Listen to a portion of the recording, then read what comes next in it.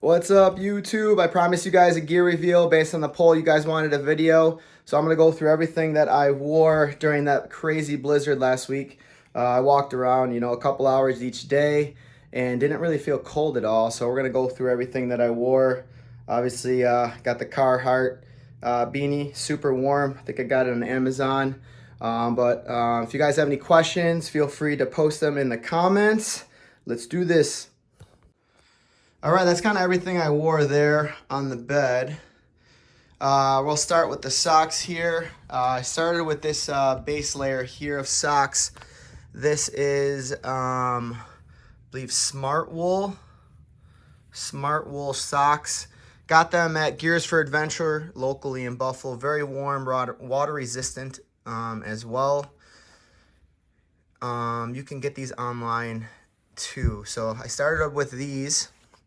You kind of have to layer up in a storm like that with the wind and the cold. So I also have these Germa Pro socks. I think I got these at Gears for Adventure too, but you can buy them on Amazon. Germa Pro, they are pretty thick pair of socks. I put these over those other ones, and they have cushions on the sole and the heel here, very thick. So I put those on top of the other pair. Then I also have these that I put over both of those. So these are just typical, just warm wool socks, winter socks. I'm not exactly sure where I got these, but they were just in my closet. Very thick, very tall, covers the whole leg, the ankle. So I put all three of these on. Then, we'll start at the bottom here. These are Merrell snowshoes, dry, so water resistant.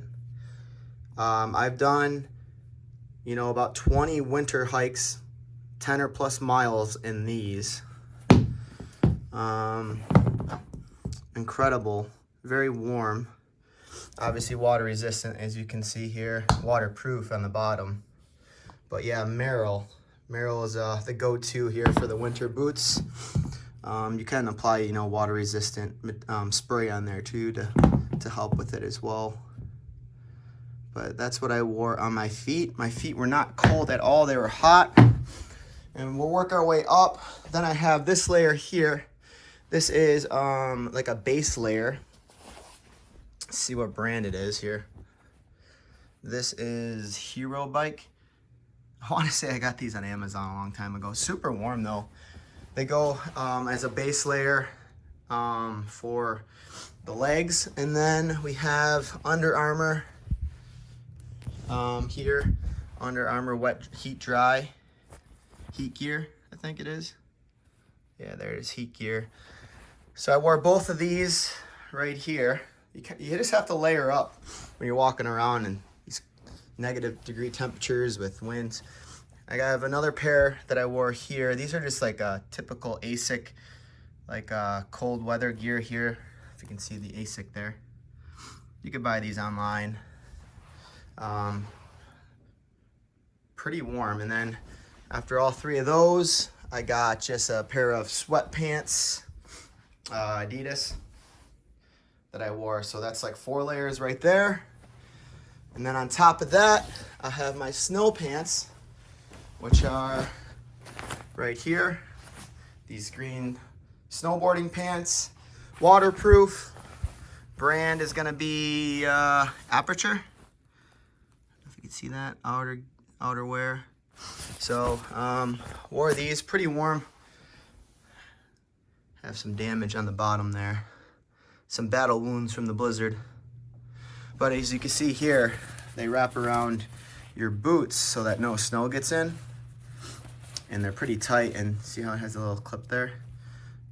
You can wrap these around your boots so they keep watertight and prevent you from getting the snow drifted up into your legs through your feet when you're walking around. So all of those on the bottom.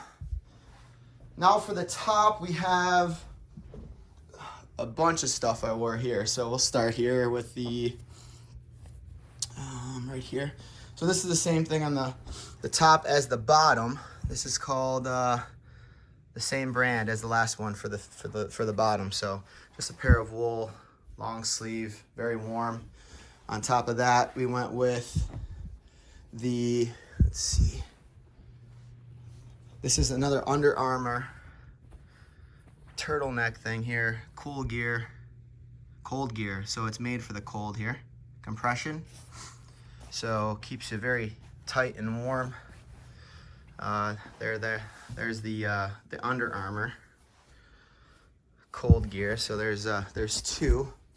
Then we went with this Columbia long sleeve shirt over top of those other two, very comfortable as well. And then we went with this. I think I got this at it's very warm. It's like a weird material, but I think I got this at like Old Navy or something. Yeah, Old Navy. See, it's not that expensive. And it's super warm. Wore that over the other three. So where are we at? 4. Then I wore a hoodie. And this is straight from Iceland that I got when I traveled there. It's very, very warm. Very thick. I don't know if you can see there. Pretty thick. So wore that all on top. So that's like 5 layers there. Then I wore this jacket here. This is one of the best jackets I ever bought here. Obermeyer. It is a ski jacket.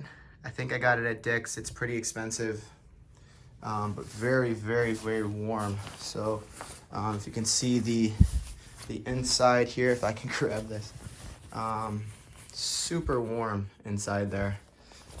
It has multiple layers. As you can see, if I can pull this out here. I don't know if you can see how many layers this thing has. Very, very warm. Has the hood as well that goes over and straps to your face, right over your face with the hood underneath your beanie, obviously, that you're wearing. So the Obermeyer jacket came in clutch for sure. And then for gloves, I wore these Rossignol gloves here. So Rossignol is a ski brand. Very, very warm gloves. I don't know if you can see on the inside. It's kind of black, but highly recommend these. Didn't feel cold at all. You can get these online, Amazon, on their website. And then for a hat, I wore this Self Pro hat. It goes right over your entire head, and you can only peek out one little, through your eyes here. So it keeps your entire face.